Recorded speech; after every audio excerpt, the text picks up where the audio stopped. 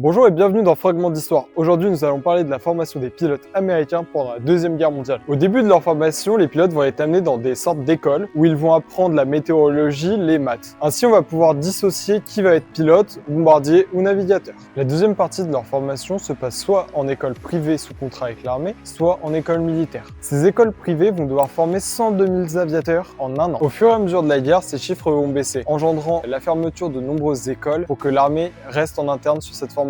Au sein de ces écoles, ils vont voir les fondamentaux de vol, atterrissage, décollage, les virages, sur des avions type PT-22 comme celui-ci, ou bien des PT-17 ou PT-19. Pour la troisième partie de leur formation, ils partent en école militaire, voler sur BT-13, avion beaucoup plus puissant qu'un PT-22 par exemple. Avec cet avion-là, ils vont apprendre le vol de nuit, le vol aux instruments, ainsi que le vol en formation. Maintenant, on passe à la dernière phase de leur apprentissage, qui est la spécialisation. Ils vont soit voler sur monomoteur, donc spécialisation plus pour aller sur un chasseur, T6, ou sur multimoteur. Donc, notamment, une version du C-45 va être utilisée pour l'entraînement des pilotes sur multimoteur. Après cette période de spécialisation, les pilotes vont partir soit en unité opérationnelle ou bien en RTU pour se former aux tactiques de combat. Chaque étape de leur formation représente 9 semaines. Ensuite, en mars 44, afin de mieux former les pilotes, on monte à 10 semaines. Après toute la formation, ceux qui se sont spécialisés en monomoteur partent sur P51, P47 par exemple. Ceux en multimoteur pouvaient partir sur B17, B24,